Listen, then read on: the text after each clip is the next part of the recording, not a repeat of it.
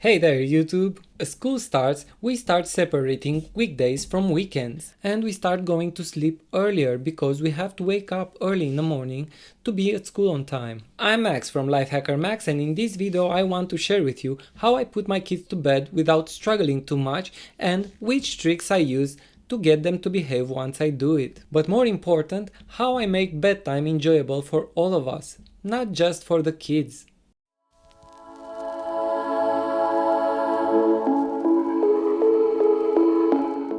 Summer vacation is over. I've had a lot of fun car camping, paragliding, rock climbing and all that cool stuff that I love doing. But now that school has started, it's time for me to focus on my responsible personality and pay more attention to the kids as their needs and obligations change. I know that the topics of my videos have been all over the place, but hey, that's what LifeHackerMax is all about, tricks in all walks of life, and parenting is one of them. If you don't want to get confused or if you're interested in a certain topic, you will find that my videos are organized into playlists on my channel concerning each topic. I have been divorced since 2017 and have shared custody of my two children ages 6 and 10. My ex and I are spending equal amount of time with them. This means that the kids are spending 1 week with me, 1 week with their mother, and so on. So you can imagine that putting two kids to bed is not an easy task for a single dad. Even harder when the two are behaving differently when it comes to sleep time. It is important to know that in this video I'm talking from my personal experience as a father, not as a trained professional, which I'm not.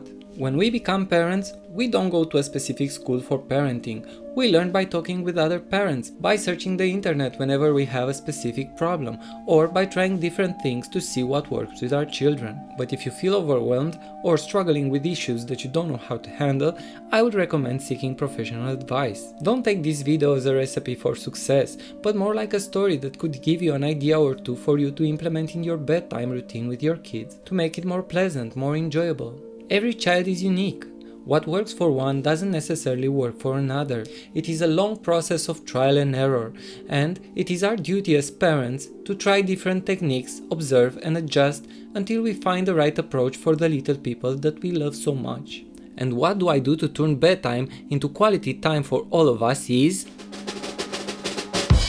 I read stories to them. Okay, that was my advice on putting your kids to sleep. Thank you for watching and I'll see you in another... But wait! There's more! We have a set of rules that we chiseled and perfected over the past 3 years. Reading stories wasn't accepted all the time. Some nights it was okay, some nights they wanted to watch more cartoons, or they would just talk to one another, or play together, and make weird noises while I was trying to read, and that was not enjoyable at all. So we established the first rule. If they behaved during school nights, they could get to sleep however they wish on weekend nights, when there is no school the day after. So, if they'll behave from Sunday night till Thursday night, on Friday and Saturday night they are allowed to sleep with the TV on.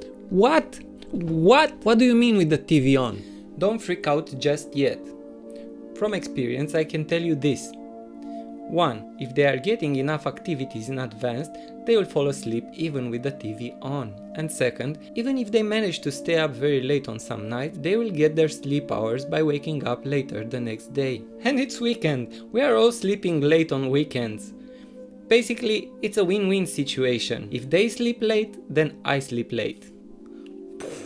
I know that it is not recommended. I have read a lot of articles on screen time and how the TV light can delay sleep, but on the other hand, I feel it's a good compromise for my children's overall well-being. Falling asleep late for 2 nights a week sounds way better than fighting and struggling with bedtime every single night. I also think it's a good practice because I treat them like little humans, not kids. They made the choice.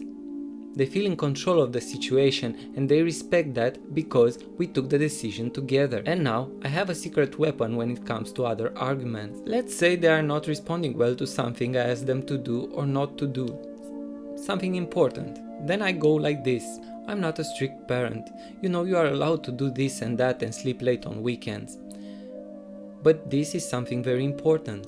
You know, I wouldn't insist if it wasn't important. And they understand. Most of the time. They know that is cool, and they understand that there are some things that just have to be done in a certain way. By giving them a choice, a little bit of freedom, and making the decisions together, we manage to create a good and pleasant environment for reading stories. There is another rule. During the bedtime freestyle nights, they can do whatever they want, but quietly. I motivate this by saying that we have neighbors and we have to be thoughtful of others, or I'm just saying that I need some sleep and I need some peace and quiet. And if you feel it may help, you can add another rule where you choose what they will watch. This way, you can choose a peaceful movie or a boring one that will get them to sleep right from the beginning. Let's get back to school nights, the nights that matter the most. Of course, they are not quiet every single time. There are nights when they're bugging each other or giggling, but I am responding consistently every time by reminding them about the choices they made and the importance of respecting one another.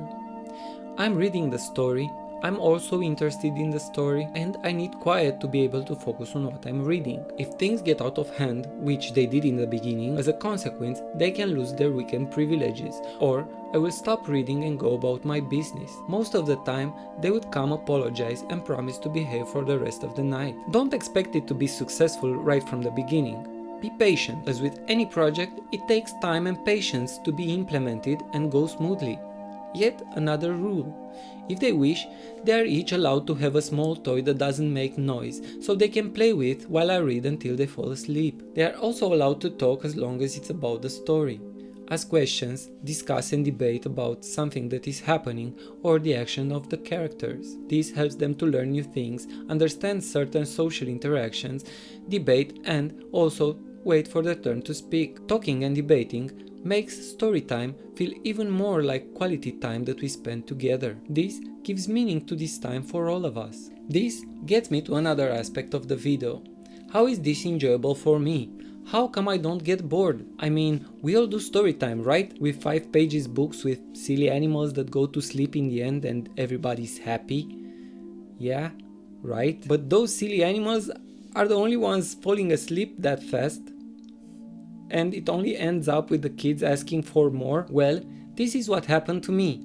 And I got bored of reading the same stories every single night. It became annoying and I just wished to get it over with, up to the point that I was almost begging the little brat to fall asleep so I can go watch a movie or something. The thing is, kids don't really care that much about what you are reading as much as they care spending time with their parents and hearing a soothing voice that helps them sleep. And so, I changed the strategy.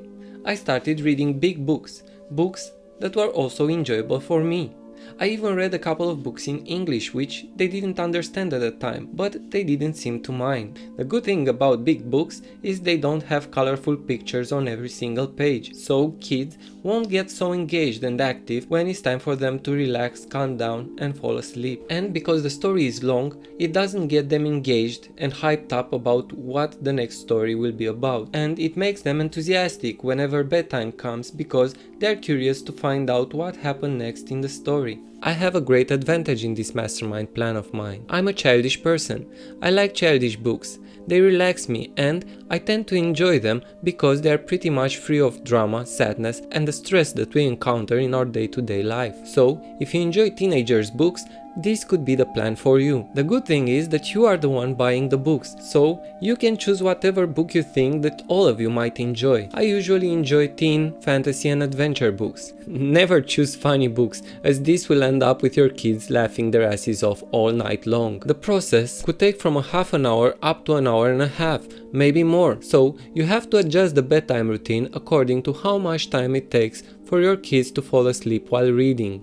Once they're done with all the sleep preparations and they are in bed, we start the reading session. We turn off the lights and only leave a small reading light. We start by talking about what they remember that happened in the story the night before, and we do a short recap together so everybody's on the same page. This is because they never fall asleep at the same time, and I always read until I finish the chapter, even if they fall asleep. Sometimes I ask the older one to start the reading session by reading a few pages. This way she can practice reading. The small one doesn't read yet, so I go next. Usually they fall asleep before I finish reading 1 or 2 chapters.